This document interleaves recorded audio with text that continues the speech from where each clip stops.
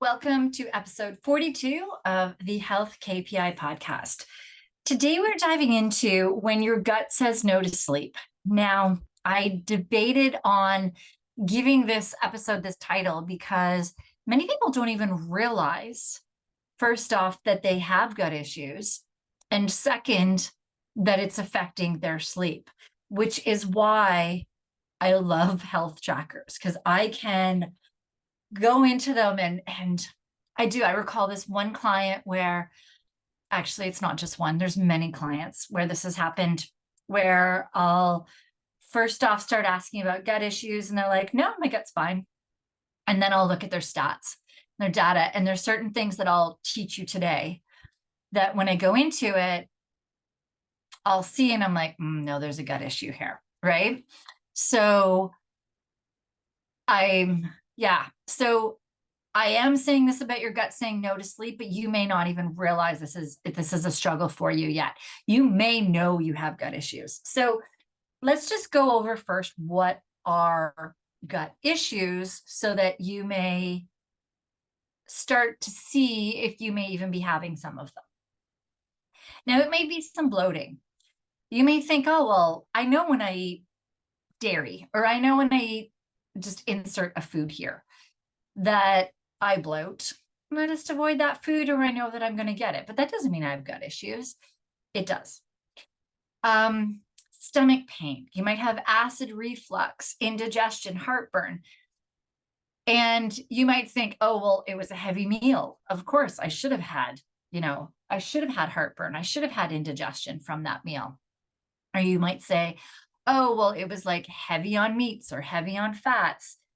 And I should have been feeling that. But our guts actually should be able to digest foods properly, digest fats properly, digest rich foods, digest proteins, digest raw veggies. There's some people where they come out the same way they went in, or there's people who can't eat the same amount of meat that they used to be able to eat, or they're just a little more cautious with certain foods that never used to affect them. These are all signs that your gut could be, that your gut is struggling. Now, there's others that right? You know that you have gut issues if you have Crohn's, colitis, IBS, if you're constantly running to the bathroom where you have diarrhea, where all of the bathrooms in your routines of places that you go during the day, or you may avoid going places so that you're at home to be around the bathroom, or you may be constipated. That being said, just so you understand, constipation includes where you go, if you don't even go to the bathroom, like miss one day here or there, that's constipation. If you randomly once a month, once every couple of months may have really loose stools, that's diarrhea. So those are signs. If it's not to the point where it rules you, there's still signs that there are things going on in your gut. Now, why the heck does this matter, and what does this have to do with sleep? Well, there's such a relation between your gut health and, first off, stress that goes into your body. When your body can't absorb the nutrients, when it can't break down food, when it isn't working the way that it should, it taxes your body more, which puts more stress on you. And for those of you that have been tracking, that did listen to episode 38, we talked about your HRV, which is being your body's ability to handle stress. And when you even have this mild, a little indigestion here or there, or just a little bit of gas where it's just kind of funny still, that actually is a stress on your body, and it's a stress on your gut. But they all start adding up, and they can start affecting your sleep. They can start affecting your metabolism, the way that food breaks down, the way that your body is managing things. A lot. There's 50 different hormones that your stress system is in charge of: healing, repairing, inflammation, metabolism, cholesterol, all your reproductive sexual stuff, testosterone, your cortisol, energy, short-term memory, all of these things. There's 50 of them. And a lot of those hormones are released through your gut. So you may So those can start being affected as well. And those realign themselves, repair themselves, restore themselves while you're sleeping. And so if your gut is not running fully, if you in your car, so to say, have an engine light on, just saying like your oil light is on, that you can still drive your car for a while with that oil light on. But it still does let you know that your oil is low and there's something going on in that car. Well, that's kind of the same thing with this little indigestion or this little heartburn. And you can't run optimally, which when you're sleeping, we need to get into that deep sleep, get into that REM sleep, and we can't run optimally. So we can start seeing this in your stats as well, which I'll dive into. But with this, it can affect, like, you can start becoming more fatigued. So as soon as somebody starts saying some of these things to me, I start going, what's your gut like?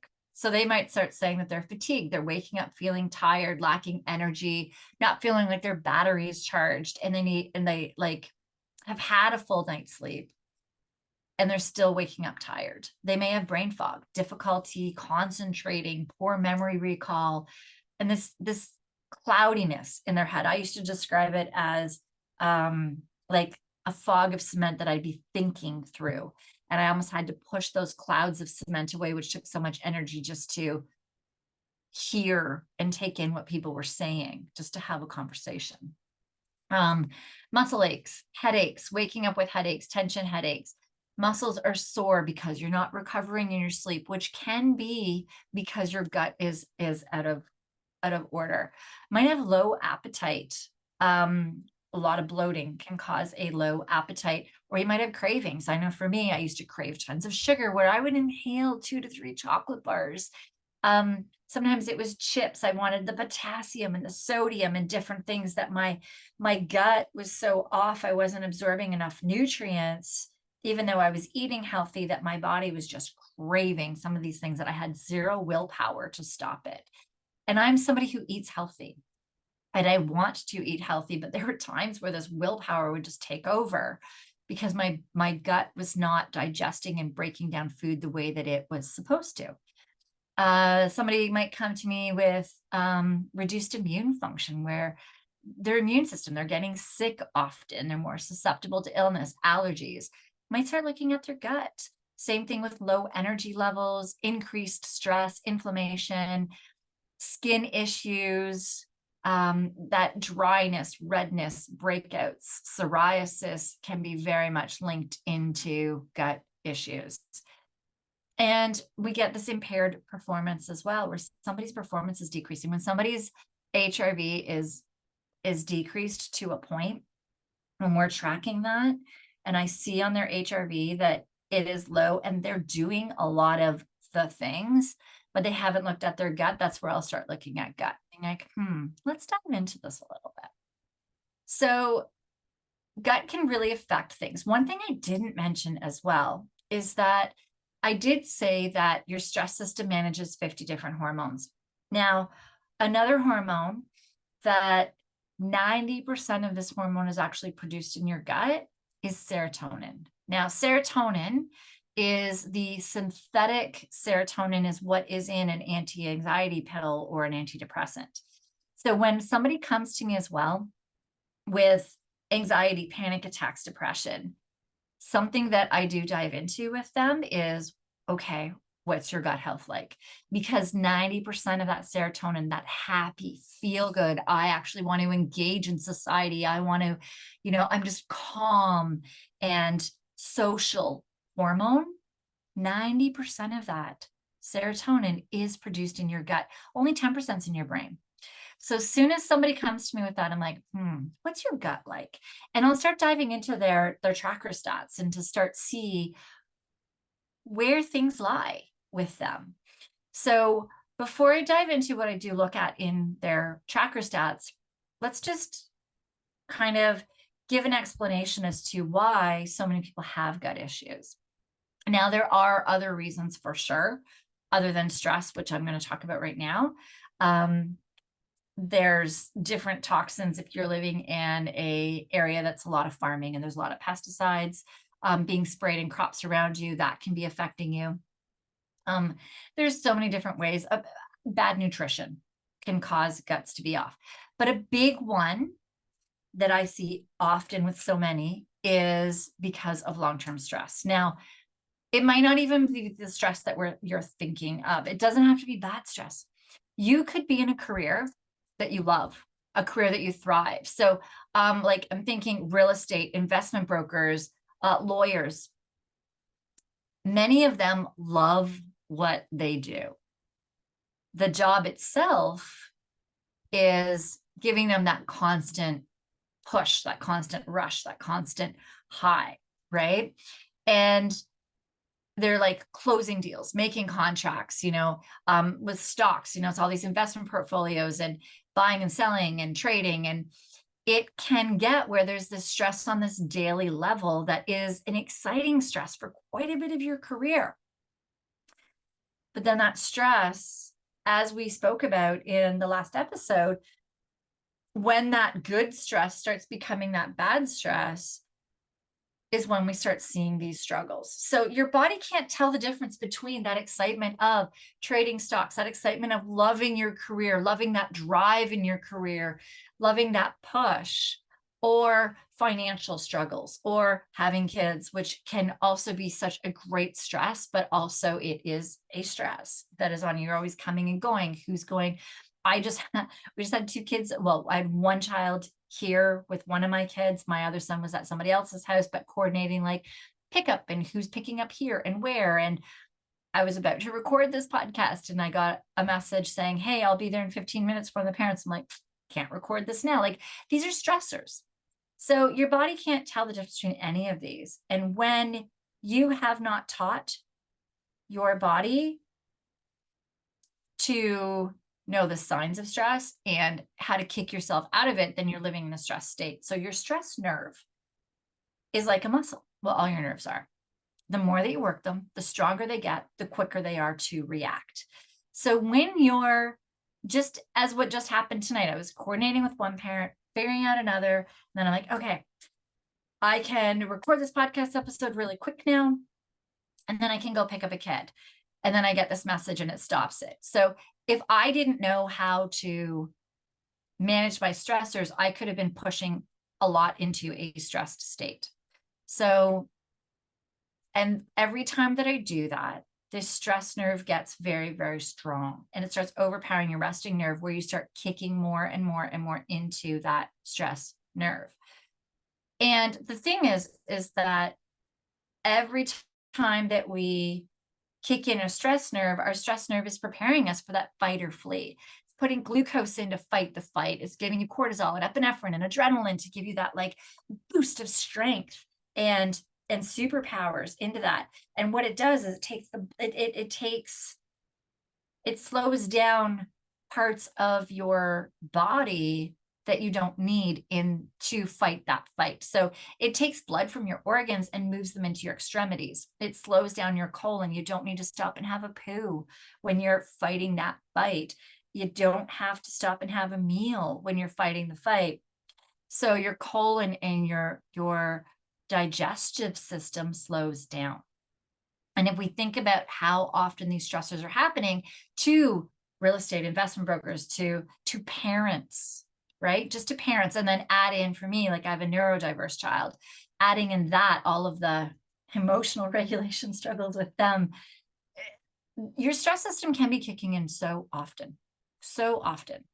And that every time that it does, if you don't know how to keep shutting that down, or switching it off, you're slowing down your gut, slowing down your colon. And then one thing that happens is your stomach acids decrease, your digestive enzymes decrease, which doesn't allow you to break down nutrients as well, break down meats and proteins, which is why many struggle to digest or break down the amount of meat that they used to eat. That's why veggies may come out the same, is because you weren't able to break them down. You didn't have the digestive enzymes and stomach acids to break all that down in your stomach. And Then we also start getting where these stomach acids keep your stomach biome, like the biome is like your ecosystem in your gut. It keeps everything where it's supposed to be. So you're supposed to have certain bacteria in your large intestine and different bacteria in your small intestine. But when your stomach acid starts decreasing, that large intestine bacteria starts creeping into your small intestine and kind of starts creeping in everywhere.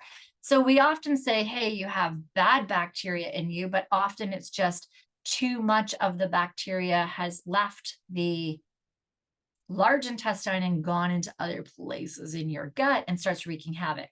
Here's the thing. You might be sitting there saying, yeah, but I don't have low stomach acid. I know I've had the stress in my career. I know I've had kids. I've had stress in my life, but I have high stomach acid. My question to you would be, did your doctor ever test you for high stomach acid? Because the very interesting thing is that the symptoms of high stomach acid are very, very similar to the symptoms of low stomach acid. That indigestion, heartburn feeling. I know for me, when I used to bend over, I would feel like I couldn't do ab exercises. I couldn't do, like in yoga, a downward dog or anything where my head was down, because I would feel that indigestion, that just, it felt like something was coming up in my esophagus. It was bacteria for me. It was not stomach acids. My stomach acids were super low. Anyone that I've ever worked with, we've never had one client test high, not one. We cannot test those that are on PPIs, proton pump inhibitors, that are a prescription antacid. And we can't test anyone who's been using long-term acid and acids, because it's, I mean, it's already pushing your acids to be low. We'd get a wrong number, but it can also be painful. All it is, just Google it. Google stomach acid testing protocol, and tons of sites will pop up with them. It's very common in the holistic world. I think it is a 1/4 teaspoon of baking soda and a 1/2 cup of water. Make sure the baking soda is fresh. That is the test. You take it upon waking. As soon as you wake up, before you put anything in your mouth and move around too much, you do this and time how long it takes you to burp. If you burp a really good solid burp, you have high stomach acids. If you don't, which we have never had anybody that has, then your stomach acids are low. And that's so easy for a doctor to do, but they don't do it, which is unfortunate. They just instantly go to high stomach acids when these symptoms are the same. That indigestion, heartburn feeling can be the exact same. And so your gut starts acting up. And sometimes too, when you're laying down is when it can even get worse, because it almost feels like it's coming up. So you might like get more indigestion or heartburn when you're sleeping, which can affect your sleep as well. So that was longer than I was going to make it, sorry. But that really explains, like, when people have long-term stress, which we all do, we all have in our life, it does affect your stomach acids at one point or another. And when that happens, we start getting the bloating.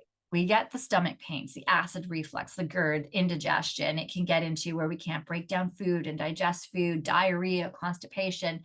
It can start getting to where we have food sensitivities, Crohn's, colitis, anxiety, sleep apnea can actually it can contribute. So gut issues can contribute to sleep apnea. It's not the cause of sleep apnea, but it can contribute to or exacerbate sleep apnea. It can really affect your sleep. So this is the thing, is where we really need to first acknowledge if you do have gut issues, but that's where we can really dive into seeing if our tracker, if you do. So this is the same thing, like in business, when you are working with an executive team to strategize for the future of your company. You're trying to strategize for like the next quarter, or it's your annual planning. You need to have data in order to know what direction you go. But quite often we don't have that data, but now you do if you have a tracker. If you have the tracker, you can start seeing, my gut is a little bit off. you know, something is happening here, and you can start catching it a little bit sooner. Now that you know some of the symptoms, and I'm talking mild symptoms. You might have diarrhea once a month, once every couple of months. That's a symptom. Okay. You might have just the odd time when you eat something that it gets you, just the odd time. That's a symptom. So just take into account that the quicker you can catch this, the easier it is to support your gut and get it back to health. But the odds are that's what's been affecting you as well. If you're also somebody who's been doing all the things for that you know that you're supposed to be doing to get your deep, get your REM, get your stats up, get your HRV up, and you're stuck, that's when I would definitely start looking into gut issues for sure. So the thing that I do want to say about food sensitivities is that what one person can eat may not affect somebody else. So like in our family, gluten and dairy has affected me my whole life. I've been 30 years gluten-free now, dairy-free. My one son as well, it affects him huge. Dairy really gets him rashes, eczema, like he'll just start scratching his skin open the day later. And then he struggles to sleep that night as well because his whole body is just inflamed. And gluten for him too. It's not as bad as it used to be, but when he was young, when he was a toddler, rage, anger, he would eat gluten and all of a sudden it'd be like, not a tantrum, it'd be beyond. It was out of hand. My other son, totally fine. He may have the odd gas from some dairy, which as I'm saying this to you, yes, that is a gut thing. And yes, we can start helping him and supporting him with that. But if he has it once in a while, he does know it's going to affect his sleep, and he does know that he might have some gas, but sometimes it's worth it to have that really nice piece of cheesecake or a really great ice cream cone or something, right? So you can pick and choose. It's just understanding what your data says and what you do want to do about it. So first off, if you are really experiencing that all foods are aggravating you and you're really far into a gut issue, it doesn't make sense to be testing certain foods with your health tracker because everything's going to be setting you off. If your gut is so inflamed, then so many foods are just going to set you off.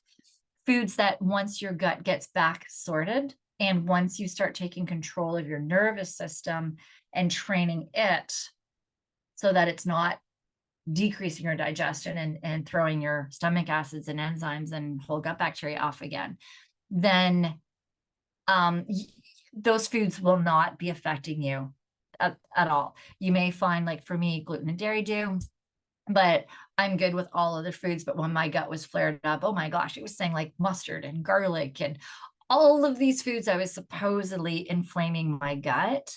Had I had such a list, when you are so inflamed in your gut, then using your tracker, it can be a little overwhelming. But if you're at the beginning stages where you know there's something that is affecting your gut, that's when, track it.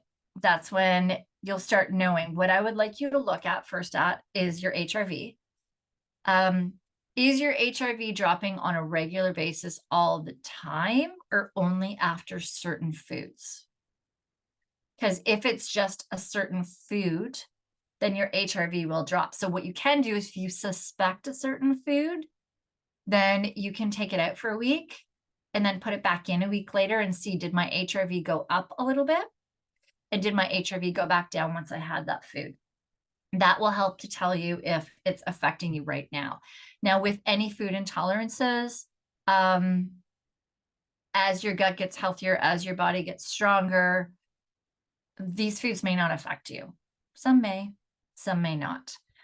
So diving into first your HRV, the other thing is your heart rate curve while you're sleeping. Now, this is super cool. I will do a whole episode on actual heart rate curves while you're sleeping because it's fascinating. But what I will say for right now is to check if your tracker tracks your heart rate curve. So the Whoop and the Oura definitely do this. There is an app with Apple that does this. And I don't know about Garmin and Fitbit. I'd be very curious to hear if any of yours does, they are advancing a lot in their nighttime stats with Garmin and Fitbit. So Oura is the one that I like the best on this one because Oura is amazing. Oura will actually show you your heart rate graph while you're sleeping. And it puts a circle, a dot on the point that is your lowest heart rate during your night. Now, a healthy sleep where your body is doing really well, it's not being pushed. That means your heart rate should drop about the middle of your sleep. But if your heart rate is dropping later in your sleep, about 2 hours or like 3/4 into your sleep, it's hitting the last quarter, hitting the last bit of your sleep, then you know that your metabolism is being taxed. So this could be a sign of digestive issues. It can also be a sign of like metabolic struggle. So your body is struggling to metabolize everything and get your system stronger through the night. And that could also be a sign of overtraining. So this is a really, really good one to be looking at. I know clients that have told me they don't have gut issues, and I will go in, and as soon as I see where their heart rate drops at night, I'm like, I start diving into gut issues. And because some gut issues just have been happening for so long, we almost don't even think that they're there. They just become our norm. So we just think, yeah, no, I'm fine. But once I start diving in, I'm like, yeah, we've got some stuff going on. Or I can even tell when you've been drinking.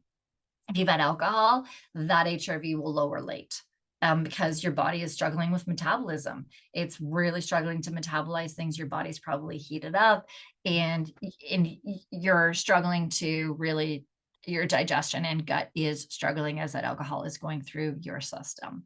So that late heart rate drop really is a huge, significant thing to look at when you're trying to look at digestive issues. I will say with the Whoop, I struggle sometimes to read it as well, that I use the Whoop and the Oura because I use them with all my clients. And the one reason I will never give up the Oura is because I like the heart rate curve so much and seeing where that drop happens.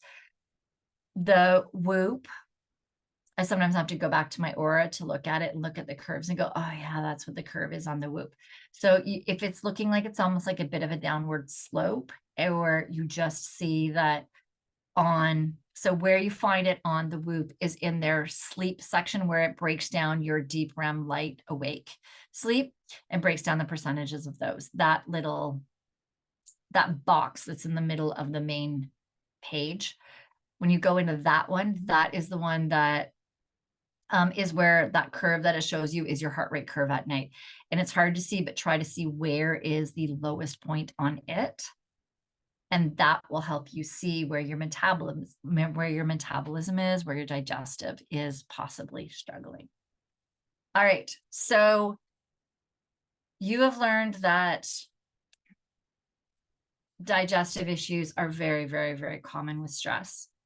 We've touched on the fact that many people who have been told by their doctors that they have high stomach acids don't. And quite often it's low stomach acids. You understand why that is right now, and why gut issues are so rampant with stress, in that they do slow down your digestive system. They do slow down the way that your body metabolizes. And when you have that health tracker, HRV, you can kind of notice your sleep too. If you're really struggling with your sleep and you're doing all the things, I'd go back and check for gut. If your HRV is not, you can't get it up, one thing there are some other things too. There's autoimmune diseases and different things that I would dive into, but the first thing I would always dive into is gut. And then that heart rate curve, that is the biggest thing when you're looking at gut, is where does your heart rate drop to the lowest point in your sleep? If it is at the last quarter of your sleep, the last couple of hours of your sleep, then, and it's not in the middle, it's near the end of your sleep, the closest to the end of your sleep to the worst that it is, then that is signifying, is that the word? Then that is signifying that your stress, that your body is struggling to digest, metabolize, could be overtraining, could be digestive issues, could be something you ate, could be that you had alcohol the night before. And that's where I would start diving into things. All right. I would love to know, honestly, about your health tracker, because I'm very familiar with the Whoop and Oura, as you know. The Oura, or the Apple, I see when I'm working with certain clients that have it. But the Garmin and Fitbit, I only have a couple of friends that have shown me theirs. So if you do have a Fitbit or a Garmin that does track a heart rate, I'd love to know if it gives you a good graph that you can actually see where it drops. I'd love to be able to see. If you could like send me some screenshots, that'd be awesome. Send them to Andy at 911lifestyle.com, Andy with an I, Andy at 911lifestyle.com. And let me know if you do have a tracker. Let me know where your heart rate is dropping. Just fire me off an email and let me know. I'd love to hear from you. Or if you actually have chronic gut struggles and you started looking at this, like, can you see that in your stats? Why your heart rate or HRV is staying so low, where your heart rate is dropping on that curve. Let me know. I'm like so curious. I love this stuff. I can't get enough of it. So absolutely let me know. All right. That is it for today's episode. Thank you so much for listening to the end. Please hit the like button and subscribe.